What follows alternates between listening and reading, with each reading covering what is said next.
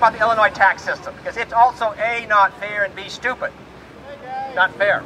The bottom quintile, the Illinois collects taxes three primary ways: income tax, sales tax, and property taxes. There's a few other taxes, but those are 95% plus of Illinois state tax revenue in the state as a whole. The bottom 20% of households pays 13.7% of their income in those three taxes.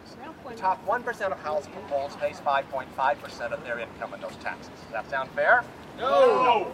Now, there are things we can do about it. There are things we and the gentleman whose office I understand is across the road can do about it. Here's the first thing that John mentioned. We have a proposal we're starting to work on in Chicago. It's called a speculation sales tax. What we do is we would charge $1 every time somebody traded a futures or an option contract on the Chicago Mercantile Exchange or the Chicago Board Options Exchange. By the way, I worked for 22 years at the Chicago Board Options Exchange. We charge $1 to the buyer and $1 to the seller. By the way, how many of you ever traded a futures or options contract?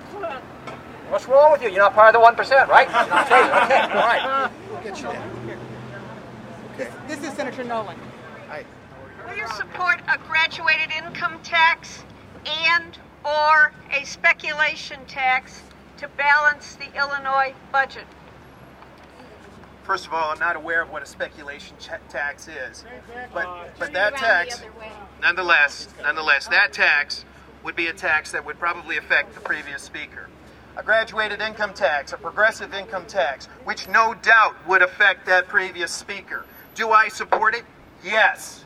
I have been on record as supporting a progressive income tax. I also support universal single-payer health care here in the state of Illinois. Okay, I'm on your side.